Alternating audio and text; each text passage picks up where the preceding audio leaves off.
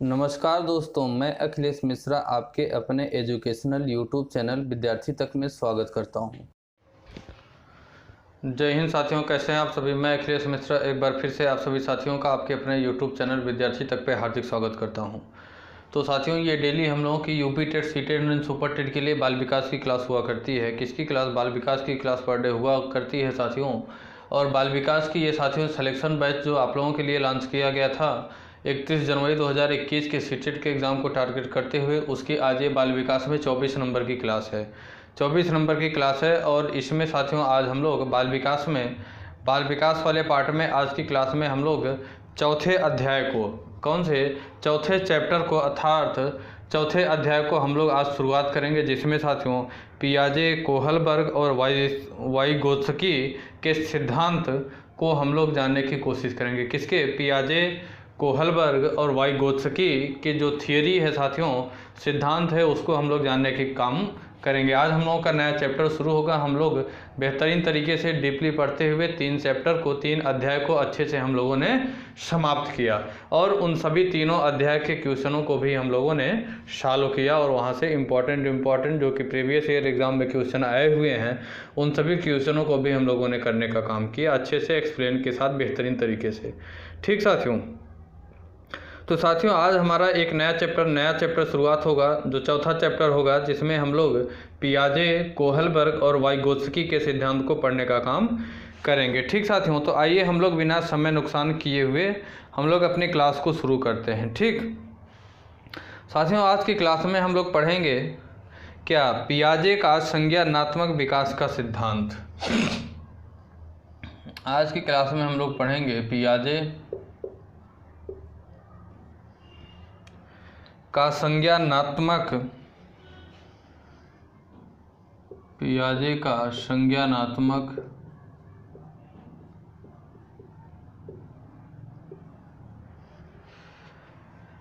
विकास का सिद्धांत।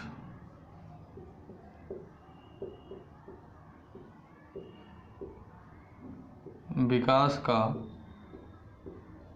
सिद्धांत। ठीक साथियों, अर्थात पियाजे's theory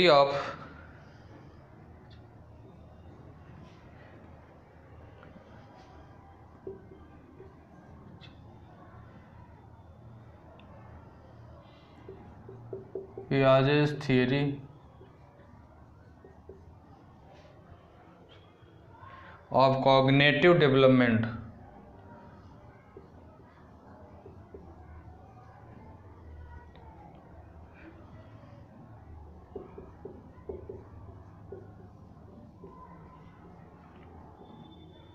कॉग्निटिव डेवलपमेंट क्या पढ़ेंगे साथियों? आज की क्लास में हम लोग पियाजे's थियरी ऑफ कॉग्निटिव डेवलपमेंट को पढ़ने का काम करेंगे। ठीक साथियों, अर्थात पियाजे का जो संज्ञानात्मक विकास का सिद्धांत है, उसे हम लोग आज की क्लास में बिल्कुल अच्छे से, बेहतरीन तरीके से, एक्सप्लेन के साथ पढ़ने का काम करेंगे, जिस प्रकार से अभी तक हम लोगों ने और टॉपिक और चैप्टर को पढ़ते हुए चला आया।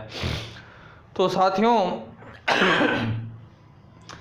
अगर हम लोग पियाजे की बात करें, किसकी बात करें? पियाजे की बात करें साथियों, तो पियाजे ने बालक के संज्ञानात्मक विकास की व्याख्या करने के लिए संज्ञानात्मक विकास को 4 प्रमुख अवस्थाओं में विभाजित किया।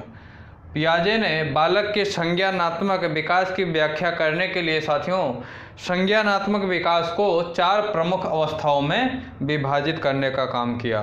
साथियों, प्रत्येक अवस्था संज्ञानात्मक संरचनाओं में तालमेल बैठाने के बालक के प्रयासों के एक भिन्न रूप में अभिव्यक्त करती है। प्रत्येक अवस्था एक विशेष समयावधि में उपयुक्त होती है। प्रत्येक अवस्था जो होती है वो प्रत्येक अवस्था एक निश्चित समयावधि में ही उपयुक्त मानी जाती है, सही मानी जाती है। ठीक साथियों, तथा प्रत्येक अवस्था अपनी पूर्व अवस्थाओं से अधिक उपयुक्त होती है। पियाजे ने संज्ञानात्मक विकास को 4 अवस्थाओं पियाजे ने संज्ञानात्मक विकास की 4 अवस्थाओं को बताया। कौन कौन सी साथियों? 4 अवस्थाओं को बताया।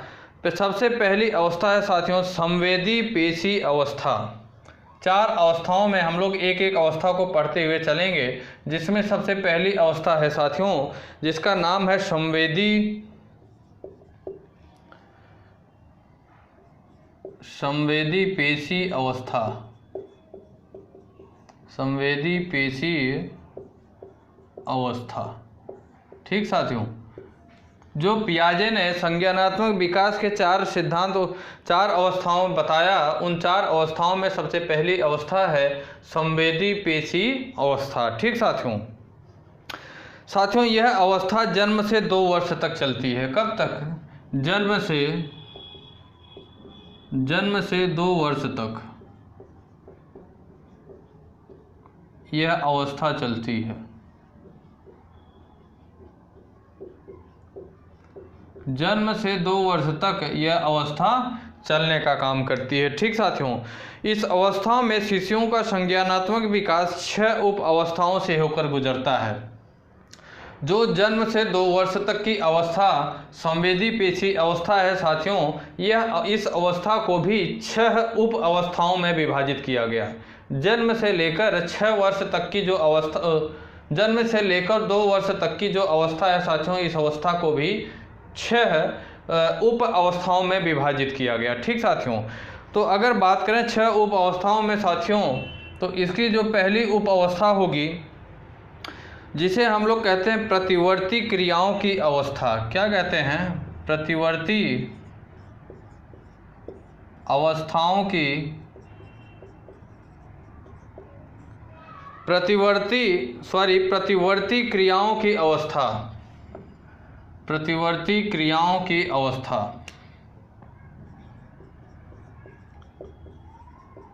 प्रतिवर्ती क्रियाओं की अवस्था, इसकी अगर बात करें साथियों, किसकी? प्रतिवर्ती क्रियाओं की अवस्था की बात करें साथियों, तो साथियों यह जन्म से 30 दिन तक की अवस्था होती है। यह अवस्था साथियों जन्म से 30 दिन तक की अवस्था होती है।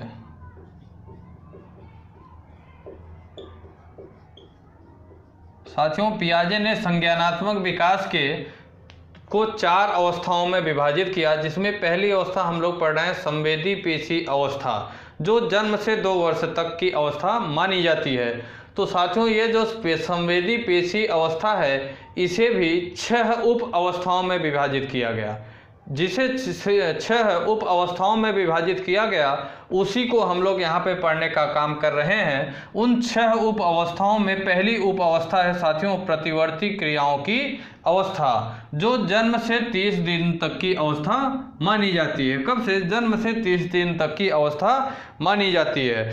साथियों, अगर बात करें तो इस अवस्था में बालक मात्र प्रतिवर्त क्रियाएं अर्थात रिफ्लेक्स एक्टिविटीज करता है। चीज़ों को रिफ्लेक्स कर सकता है, सिर्फ प्रतिवर्ती क्रियाएं ही करने में सक्षम होता है। इन प्रतिवर्ती क्रियाओं में साथियों चूसने का प्रतिवर्त सबसे प्रबल होता है। अर्थात जो प्रतिवर्ती क्रिया इस अवस्था में होती है जन्म से 30 दिन तक की, इसमें साथियों उसकी प्रवृत्ति सबसे ज़्यादा चीज़ों को चूसने की प्रवृत्ति होती है। चीज़ों को चूसने की प्रवृत्ति सर्वाधिक तीव्र गति से इस अवस्था में होने का काम करती है। ठीक साथियों, अगली अगर उप अवस्था की बात करें तो अगली उप अवस्था होती है साथियों जिसे वृत्तीय प्रतिक्रियाओं की अवस्था कहते हैं। क्या कहते हैं? वृत्तीय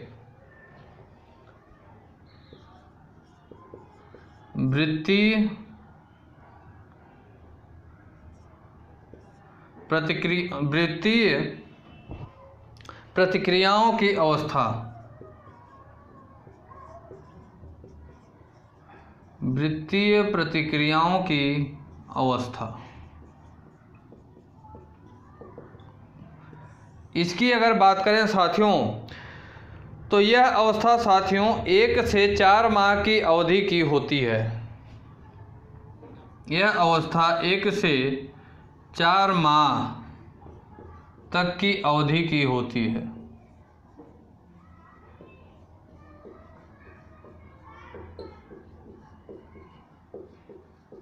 साथियों, जो वृत्तीय प्रतिक्रिया की अवस्था होती है यह 1 से 4 माह की अवधि की अवस्था होती है। कब से? 1 से 4 माह की अवधि की अवस्था साथियों वृत्तीय प्रतिक्रियाओं की अवस्था मानी जाती है। इसके अंतर्गत अगर बात करें साथियों तो इस अवस्था में शिशुओं की प्रतिवर्ती क्रियाएं उनकी अनुभूतियों द्वारा कुछ हद तक परिवर्तित होती है, अर्थात दोहराई जाती है। इसका मतलब यह है कि जो चीज़ें वो अनुभूत करते हैं, महसूस करते हैं, जो चीज़ें वो अनुभूत करते हैं या महसूस करते हैं, उसी पे उनकी जो यह प्रतिक्रिया होती है, यह जो प्रतिक्रिया होती है उसी पे ज़्यादातर क्या होती है, डिपेंड होती है या तो निर्भर करती है, दोहराई जाती है और एक दूसरे के साथ अधिक समन्वित अर्थात कोऑर्डिनेट हो जाती है। इन व्यवहारों को प्रमुख इसलिए कहा जाता है क्योंकि वे दोहराई जाती हैं। इसे साथियों प्रमुख वृत्तीय प्रतिक्रिया अवस्था कहा जाता है। क्या कहा जाता है? प्रमुख वृत्तीय प्रतिक्रिया की अवस्था कहा जाता है। प्रमुख वृत्तीय प्रतिक्रिया की अवस्था कहा जाता है। प्रमुख क्यों कहा जाता है साथियों? क्योंकि इसमें साथियों चीज़ों को क्या दोहराने की प्रवृत्ति ज़्यादा होती है। इसमें चीज़ों को क्या दोहराने की प्रवृत्ति साथियों, दोहराने की प्रवृत्ति इसमें साथियों ज़्यादा होती है। ठीक, चीज़ों को दोहराने की प्रवृत्ति होती है, इसलिए इसे प्रमुख वृत्तीय अवस्थाओं की प्रतिक्रियाओं की अवस्था कहा जाता है। अगली जो अवस्था है साथियों, अगली जो इसकी उप अवस्था है, तीसरी नंबर, उसे कहते हैं गौण वृत्तीय प्रतिक्रिया की अवस्था। गौण वृत्तीय प्रतिक्रिया की अवस्था।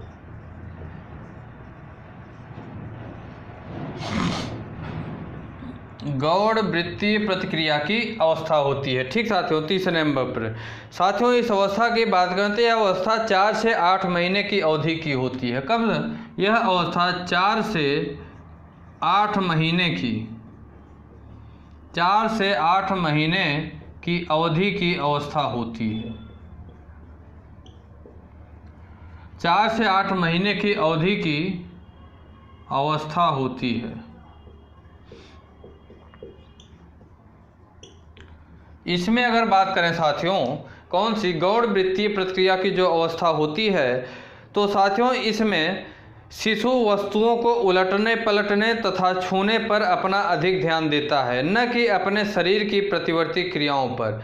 इसके अलावा वह जानबूझकर कुछ ऐसी अनुक्रियाओं को दोहराता है जो उसे सुनने या करने में रोचक और मनोरंजन लगती है। इसमें कहने का मतलब यह है कि इस अवस्था जो गौण वृत्तीय प्रतिक्रिया की अवस्था होती है साथियों, इसमें शिशु जो होता है, शिशु चीज़ों को उलटने पलटने और छूने पर अपना ध्यान अधिक केंद्रित करता है। किस पे? चीज़ों को उलटने की, पलटने की, इस चीज़ों पे साथियों, और तथा चीज़ों को छूने की प्रवृत्ति उसके अंदर इस अवस्था में ज़्यादा होती है। ठीक साथियों, और अगर बात करें तो वह साथियों कुछ ऐसा ही प्रतिक्रिया करता है जो कि जानबूझकर करता है। कुछ ऐसी प्रतिक्रिया करेगा जो कि वो स्वयं जानबूझकर करेगा, जिससे कि वह चीज़ें करने में क्या लगेगा, रोचक लगेगा, आनंददायक महसूस होगा, उसे आनंद महसूस होगा, इसलिए वही चीज़ें वो बार बार करने की कोशिश करता है। जैसे लोग कहते नहीं घर में, जो चीज़ें हम मना कर रहे हैं वही वो कर रहा है, तो ऐसा क्यों करता है? ऐसा करने का कारण सिर्फ यही है साथियों कि वह क्या करता है, वह साथियों इसलिए करता है कि उसे आनंद महसूस होता है। क्या होता है? आनंद महसूस होता है। ठीक साथियों, अगली अगर बात करें साथियों, तो अगली जो अवस्था होती है उसे गौण स्कीमेटा के समन्वय की अवस्था कहते हैं। गौण स्कीमेटा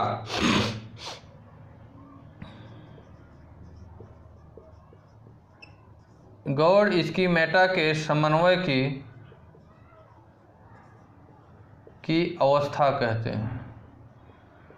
समन्वय की अवस्था कहते हैं। चौथे नंबर की जो उप अवस्था होती है किसकी? संवेदी पेशी की। इस अवस्था की बात करें साथियों तो यह अवस्था 8 से 12 माह तक चलती है। कब से? 8 से 12 माह तक यह अवस्था चलती है।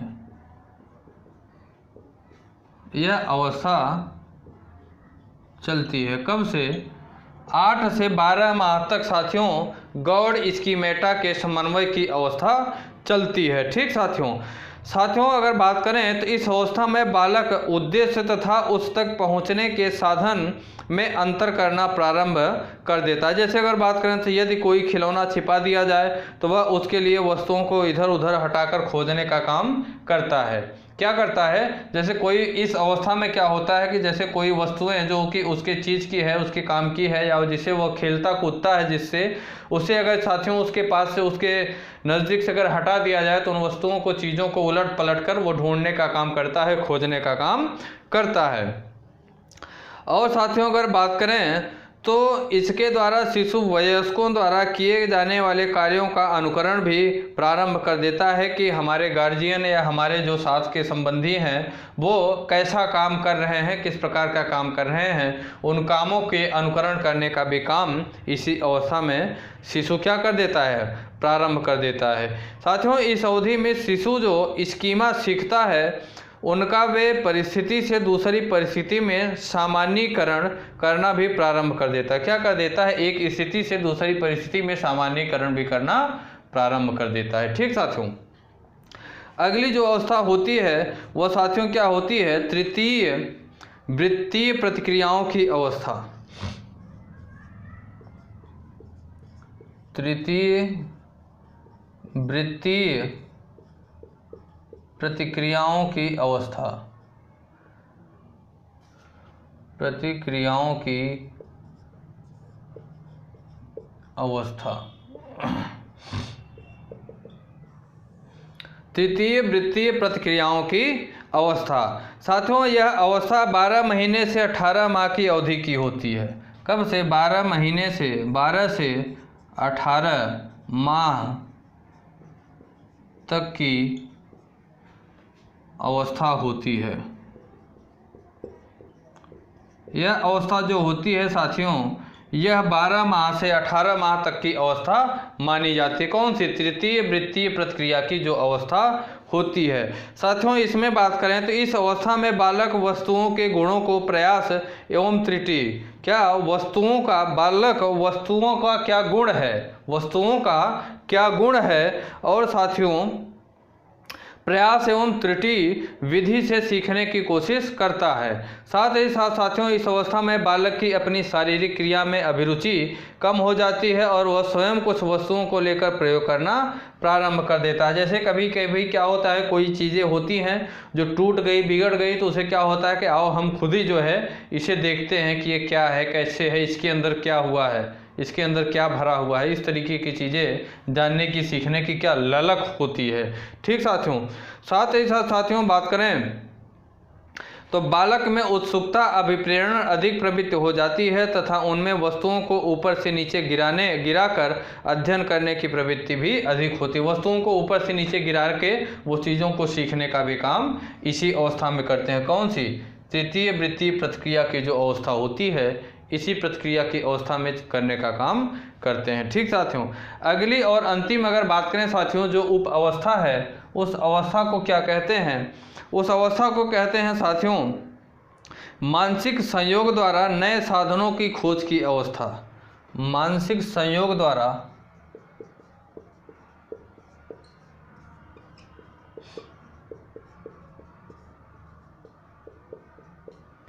मानसिक संयोग द्वारा नए साधनों की खोज की अवस्था।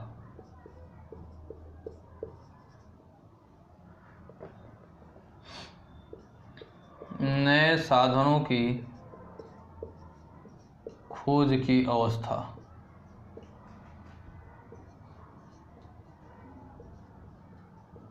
नए साधनों की खोज का मतलब क्या हुआ कि मानसिक संयोग, उस समय उसका मानसिक संयोग किस प्रकार से काम कर रहा है, कितना काम कर रहा है, उसके हिसाब से नए साधनों की खोज करने की अवस्था को माना जाता है। साथियों यह अवस्था जो होती है यह 18 से 24 माह तक की अवधि में होती है। कब से, 18 माह से 24 माह तक की अवस्था होती है।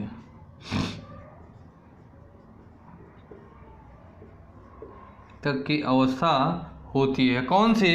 ये जो मानसिक संयोग द्वारा नए साधनों की खोज की अवस्था होती है, यह अवस्था साथियों 18 माह से 24 माह तक की अवस्था मानी जाती है। इसमें अगर बात करें साथियों, तो यह अवस्था जिसमें बालक वस्तुओं के बारे में चिंतन करना प्रारंभ कर देता है। इस अवधि में बालक उन वस्तुओं के प्रति भी अनुक्रिया करना प्रारंभ कर देता है जो सीधे दृष्टिगोचर नहीं हो सकते। इस गुण को वस्तु अस्थायित्व का गुण भी कहा जाता है।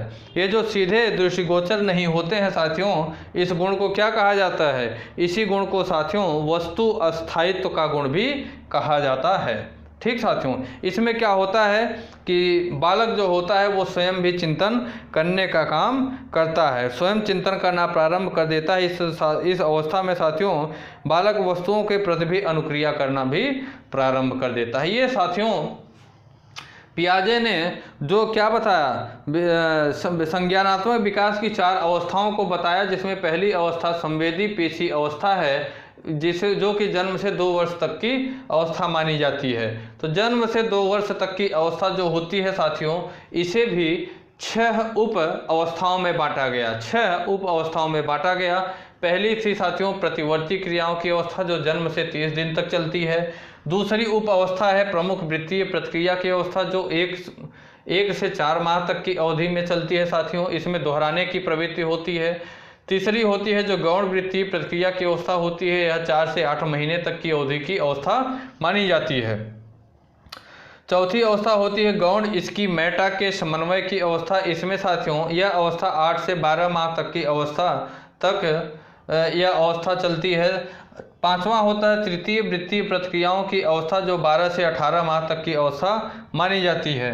और छठवां जो होता है साथियों, वह मानसिक संयोग द्वारा नए साधनों की खोज की अवस्था मानी जाती है। यह 18 से 24 माह तक की अवस्था चलती है। इसमें एग्जामिनर आपसे पूछ लेगा कि पियाजे का जो संज्ञानात्मक विकास का सिद्धांत है वो उसकी कुल कितने, उन्होंने जो विकास संज्ञानात्मक विकास का सिद्धांत है उसमें वो कितनी अवस्थाओं को बताए हैं, पियाजे ने कितनी अवस्थाओं में बांटा है।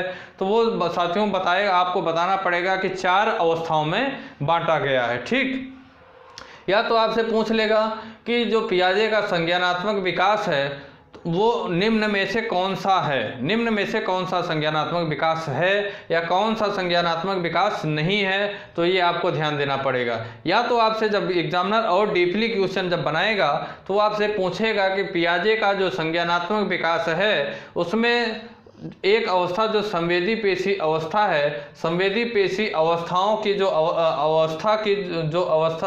अवस्था को कितनी उप अवस्थाओं में बांटा गया है, तो वहां आपको ये 6 उप अवस्थाओं का उत्तर देना पड़ेगा कि 6 उप अवस्थाओं में बांटा गया है। ठीक साथियों, तो इसी के साथ जो अगली इनकी अवस्था साथियों पियाजे का संज्ञानात्मक विकास की अगली जो अवस्था है, ये तो पहली अवस्था हम लोगों ने जाना। दूसरी अवस्था की बात करें तो उसे हम लोग क्या कहते हैं साथियों, उन्होंने बताया प्राक संक्रियात्मक अवस्था।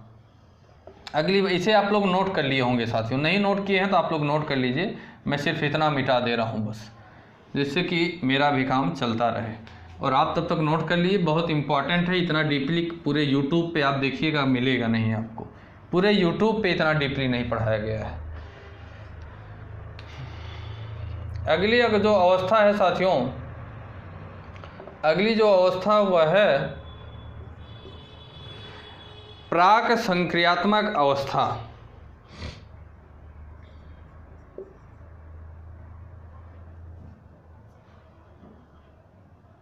प्राक संक्रियात्मक अवस्था, प्राक संक्रियात्मक अवस्था। ठीक साथियों, प्राक संक्रियात्मक अवस्था की अगर बात करें साथियों, तो संज्ञानात्मक विकास की यह अवस्था 2 से 7 वर्ष तक की होती है। कब से? यह अवस्था 2 से 7 वर्ष, 2 से 7 वर्ष तक की अवस्था होती है। यह अवस्था जो होती है साथियों कौन सी? प्राक संक्रियात्मक अवस्था, जिसे पियाजे ने बताया, यह अवस्था 2 से 7 वर्ष तक की अवस्था मानी जाती है। ठीक साथियों, और अगर साथियों बात करें तो यह प्रारंभिक बाल्यावस्था से होती है। कितने? प्रारंभिक जो बाल्यावस्था होती है उसी के दौरान होती है साथियों, प्रारंभिक बाल्यावस्था। प्रारंभिक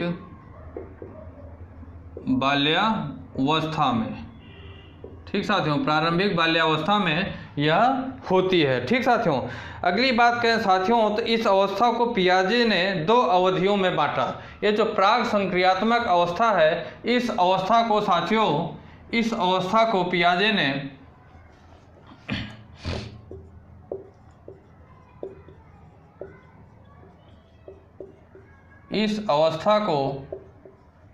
पियाजे ने 2 अवस्थाओं में बांटा। 2 अवस्थाओं में बांटा है। कितने? 2 अवस्थाओं में बांटा। कौन कौन सी साथियों 2 अवस्थाएं हैं? उसमें पहली अवस्था जो है उसे एक पाक संप्रत्यात्मक, प्राक संप्रत्यात्मक, प्राक क्या कहते हैं साथ? संप्रत्यात्मक अवधि। 2 अवधि में बांटा साथियों, पियाजे ने 2 अवधि में बांटा। कौन कौन सी अवधि है? एक प्राक संप्रत्यात्मक अवधि और दूसरी एक अवधि है साथियों जिसे कहते हैं अंतर्दर्शी अवधि। क्या कहते हैं? अंतर्दर्शी अवधि, जो साथियों ये होती है प्राक संप्रत्यात्मक अवधि होती है। यह 2 से 4 वर्ष तक चलती है। कब से? यह 2 से 4 वर्ष,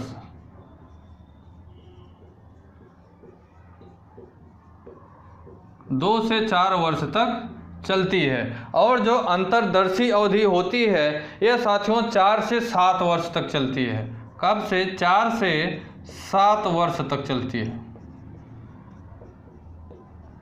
4 से 7 वर्ष तक चलती है। कौन सी? जो अंतर्दर्शी अवधि होती है। ठीक साथियों, अब हम लोग सबसे पहले पढ़ेंगे साथियों जो प्रथम अवधि है जिसका नाम है प्राक संप्रत्यात्मक अवधि। इसे आप लोग नोट कर लिए हैं। ठीक साथियों, नहीं नोट किए हैं तो आप लोग नोट करिए, अब इससे ज़्यादा टाइम नहीं दे पाएंगे।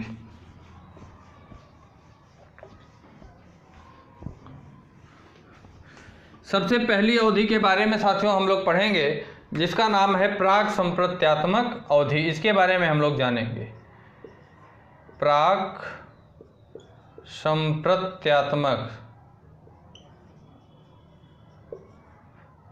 संप्रत्यात्मक अवधि, इसके बारे में अगर साथियों हम लोग जाने, यह अवधि कब से?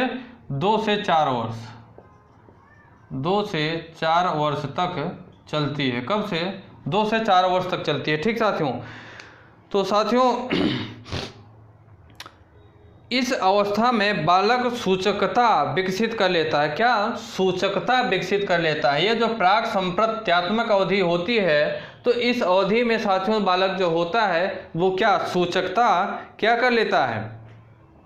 सूचकता अपनी विकसित कर लेता है। सूचकता से तात्पर्य इस बात से होता है साथियों कि बालक यह समझने लगता है कि वस्तु, शब्द, प्रतिमा तथा चिंतन किसी चीज़ के लिए किया जाता है। इतना उसे पता हो जाता है कि जो वस्तु होती है, शब्द होता है, प्रतिमा होता है या चिंतन होता है, यह साथियों किसके लिए किया जाता है? किसी चीज़ के लिए किया जाने का काम करता है। इतना उसे क्या साथियों क्या होता है? इतनी सूचना उसकी विकसित हो जाती है। इसे भी साथियों अगर बात करें तो पियाजे ने 2 तरह की सूचकता पर बल दिया। ये जो प्राक संप्रत्यात्मक अवधि है साथियों, हम लोग बात करें तो यह अवस्था इस अवस्था में बालक सूचकता विकसित कर लेता है। हम लोग लिखेंगे कि इस अवस्था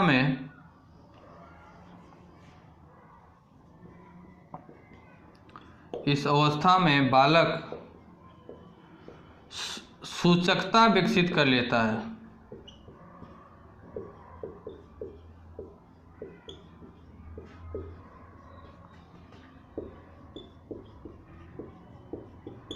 सूचकता का अर्थ है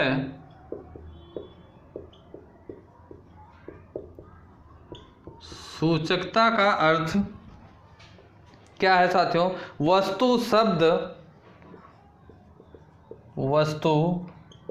शब्द प्रतिमा तथा चिंतन किसी वस्तु के लिए, क्या साथियों, किसी चीज के लिए किया जाता है। चिंतन किसी चीज के लिए किया जाता है, किसी चीज के लिए किया जाता है। साथियों जो सूचकता है, क्या है? जो सूचकता है साथियों, सूचकता को भी दो तरीकों से बताया। ये जो सूचकता है साथियों, पियाजे ने सूचकता को दो तरीके से बताया। हम लोग यहाँ लिखेंगे, पियाजे ने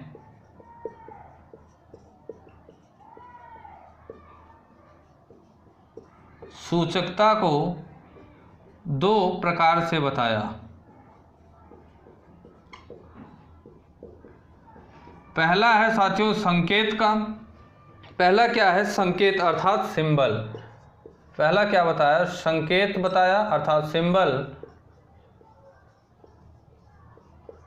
सिंबल बताया। ठीक साथियों, संकेत की बात करें साथियों तो किसी ठोस वस्तु के मानसिक चिंतन का दूसरा नाम संकेत है। किसी ठोस वस्तु का जो मानसिक चिंतन है कि यह वस्तु ठोस है, इसे हम क्या करते हैं? महसूस करते हैं। जैसे यह बोर्ड क्या है? ठोस है। तो इसका जो मानसिक चिंतन है साथियों, क्या है? इसका जो मानसिक चिंतन है, इसी को हम लोग क्या कहते हैं साथियों? मानसिक चिंतन का दूसरा नाम क्या है साथियों? संकेत है। संकेत तथा ठोस वस्तु में अधिक सादृश्यता होती है। जैसे जब बालक अपनी माँ की आवाज़ को सुनता है तब उसके मन में माँ की एक प्रतिमा बनती है, जो संकेत का उदाहरण है। जैसे अगर बालक अपनी माँ की आवाज़ अगर सुनता है तो उसके मन में क्या होता है? उसके मन में माँ का दृश्य, माँ की प्रतिमा, माँ की छाया, माँ का चित्र क्या होता है? उसके मन में, उसके अंदर क्या होता है? दिखाई देने लगता है, जो क्या? एक संकेत का काम करता है। क्या करता है साथियों? एक संकेत का कार्य करता है। तो इसी को क्या पियाजे ने सूचकता को दो प्रकार से बताया, जो कि संकेत, पहला है क्या है? संकेत। अब अगर साथियों दूसरी बात करें तो दूसरा उन्होंने चिन्ह के माध्यम से बताया। क्या बताया? चिन्ह। दूसरा क्या साथियों? चिन्ह बताया अर्थात साइन। पहला संकेत अर्थात सिंबल के हिसाब से बताया, दूसरा उन्होंने चिन्ह के अकॉर्डिंग बताया अर्थात साइन के हिसाब से। साथियों अगर चिन्ह की बात करें तो चिन्ह में और वस्तुओं में जिनका बालक मानसिक चिंतन करते हैं इतनी अधिक सादृश्यता नहीं होती। चिन्ह में वस्तुओं या घटनाओं का एक अमूर्त चिंतन होता है। शब्द या भाषा के अन्य पहलू सब सामान्य चिन्ह में के उदाहरण। शब्द या भाषा जो हैं यह साथियों क्या है? सामान्य चिन्ह के उदाहरण हैं। साथियों अगर बात करें तो पियाजे ने संकेत तथा चिन्ह को प्राग संक्रियात्मक चिंतन का महत्वपूर्ण साधन माना है। इस अवस्था में बालकों को इस सूचकता का अर्थ समझना होता है तथा साथ ही साथ उसे अपने चिंतन एवं कार्य में उनका प्रयोग करना सीखना होता है। इसे पियाजे ने लाक्षणिक कार्य की संज्ञा भी दिया है। ये जो साथियों दोनों सीखने की जो प्रवृत्ति होती है, दोनों को क्या साथियों? अर्थ को समझना होता है तथा चिंतन एवं कार्य में उसका प्रयोग करना जो होता है, इसी को पियाजे ने क्या बताया? लाक्षणिक कार्य की संज्ञा दिया है, लाक्षणिक कार्य की संज्ञा दी है। पियाजे ने यह भी बताया कि बालकों में लाक्षणिक कार्य मूलतः दो तरह की क्रियाओं, अनुकरण एवं खेल।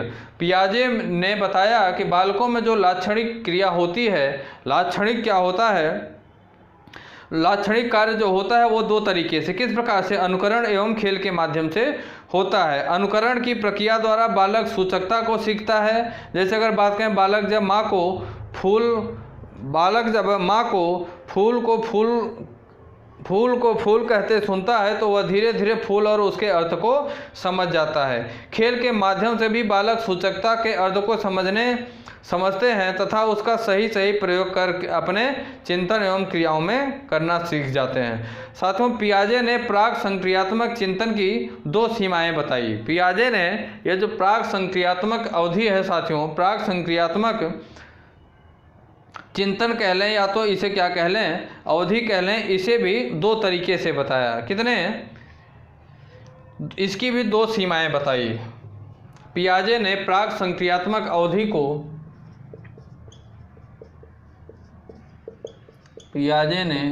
प्राक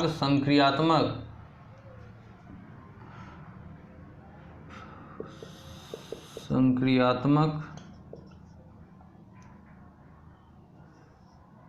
चिंतन को प्राक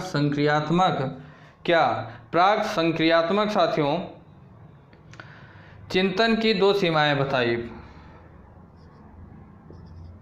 2 सीमाएं क्या? 2 सीमाएं बताई है। ठीक साथियों, 2 सीमाएं बताई हैं। कौन कौन सी? एक जीववाद और दूसरा आत्मकेंद्रित। हम बताते हैं, इसे मिटा रहे हैं साथियों यहाँ से, इसी के आगे अब हम चल रहे हैं। चिंतन की जो 2 सीमा बताई है साथियों, वो कौन कौन सी है उसे भी हम लोग जानने का काम करेंगे। 2 सीमाओं में साथियों बताया उन्होंने, पहला जीववाद, पहला क्या बताया? जीववाद की अगर बात करें साथियों, किसकी? जीववाद की। तो इसमें साथियों जीववाद चिंतन में एक ऐसी सीमा की ओर संकेत करता है जिसमें बालक निर्जीव वस्तुओं को सजीव समझता है। जैसे कार, पंखा, हवा, बादल आदि सब उसके लिए क्या? सजीव होते हैं। इसका मतलब क्या है साथियों कि इसमें बालक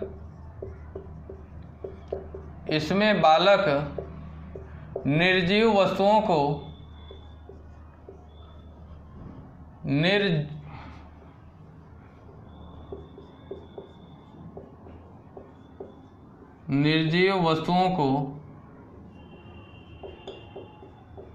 सजीव समझने का काम करता है, सजीव समझता है। जैसे अगर बात करें,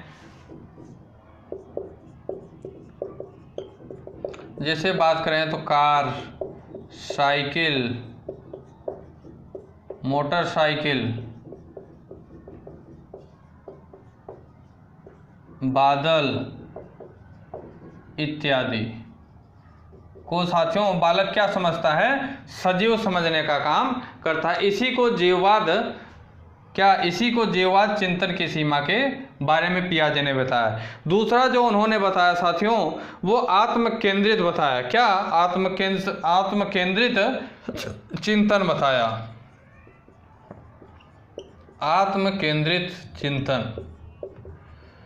आत्मकेंद्रित चिंतन की अगर बात करें साथियों, तो इसमें बालक सिर्फ अपने ही विचार को सही मानता है। जो आत्मकेंद्रित चिंतन होता है साथियों, इसमें पियाजे के अनुसार बालक सिर्फ और सिर्फ अपने चिंतन को सही मानने का काम करता है। जो उसकी दिमाग कहेगी, जो वो सोच पाएगा, उसी को वो सही ठहराने का काम करेगा। ठीक साथियों, उसे कुछ इस तरह का विश्वास हो जाता है कि दुनिया की अधिकतर चीज़ें उसके इर्द गिर्द चक्कर लगाती रहती हैं। जैसे अगर बात करें तो वह तेज़ी से दौड़ता है तो सूर्य भी तेज़ी से चलना प्रारंभ कर देता है। उसकी गुड़िया वही देखती है जो वह देखता है। इस तरीके की चीज़ें जैसे कभी कभी होती नहीं है कि ऐसा होता है कि जैसे ट्रेन में हम यात्रा कर रहे हैं, पेड़ भी हमारे साथ साथ चल रहा है। कभी कभी ऐसा महसूस होता है। बड़े होंगे आप तब भी ऐसा कभी कभी ऐसा होता है जैसे कोई सीनरी है, कोई फ़ोटो है लगी हुई है, उसमें आपको यह महसूस, उसकी ओर देखेंगे तो आपको यह महसूस होगा कि जैसे वो भी हमें देख रहा है, वो भी हमें क्या कर रहा है, वो भी हमें देखने का काम कर रहा है। इस तरीके की चीज़ें साथियों। पियाजे ने यह भी बताया कि जैसे जैसे बालकों का संपर्क अन्य बालकों और भाई बहनों से बढ़ता चला जाता है, उनके चिंतन में आत्मकेंद्रिता कम होती जाती है। जैसे जैसे बालकों का अपने क्या साथियों, जैसे जैसे बालकों का क्या होता है, अपने अन्य बालकों से, साथ ही साथ अपने भाई बहन से क्या होता है, भाई बहन से संपर्क बढ़ता चला जाता है, वैसे वैसे उनके चिंतन में आत्म केंद्रितता कम होती जाती है। अर्थात उनके चिंतन की क्षमता तब इस प्रकार से हो जाती है कि जो वास्तविक चीज़ें होती हैं वही वो सोचने का काम करते हैं। लेकिन जैसे जैसे सिर्फ वो इन्हीं अवस्थाओं में रहते हैं, लोगों के संपर्क में नहीं आते हैं, तो उस समय उन्हें सिर्फ यह महसूस होता है कि जो हम सोच पा रहे हैं वही सत्य है। वही क्या है, वही सत्य है। ठीक साथियों, अगली साथियों जो दूसरी अवधि है, दूसरी अवधि को जो हम लोगों ने जाना था, जिसे हम लोग क्या अंतर्दर्शी अवधि पढ़े थे। पहली अवधि क्या थी साथियों, बताइए पहली अवधि क्या थी। पहली अवधि थी साथियों प्राक संक्रियात्मक अवधि, और दूसरी अवधि है साथियों अंतर्दर्शी अवधि। दूसरी अवधि कौन सी है, अंतर्दर्शी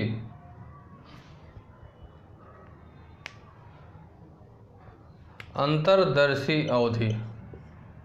अंतर्दर्शी अवधि, इस अवधि की अगर बात करें साथियों, अंतर्दर्शी अवधि की अगर बात करें तो इस अवधि में बालकों का चिंतन एवं तर्क पहले से अधिक परिपक्व हो जाता है, जिसके परिणामस्वरूप वह साधारण मानसिक प्रक्रियाओं को जोड़, घटाव, गुणा तथा भाग आदि में सम्मिलित होती है। उन्हें वह साथियों क्या जोड़, घटाव, गुणा, भाग इत्यादि चीज़ें जो होती हैं उन्हें वह बालक क्या कर लेता है, बालक करने का काम करता है। ठीक साथियों, जैसे अगर बात करें तो मानसिक प्रक्रियाओं के पीछे छिपे नियमों को वह नहीं समझ पाता है, उसी को अंतर्दर्शी चिंतन इस प्रकार एक ऐसा चिंतन होता है जिसमें कोई क्रमबद्ध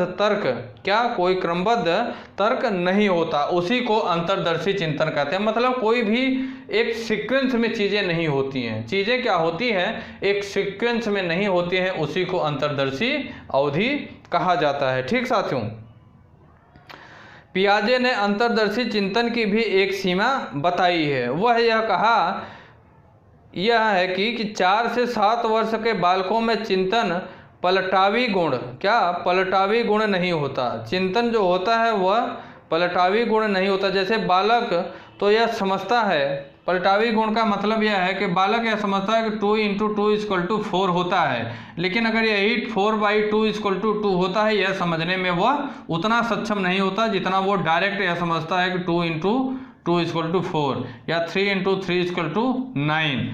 बालक यह समझता है कि 3 × 3 = 9 होता है, लेकिन 9/3 = 3 यह समझने में उतना वह सक्षम नहीं होता है।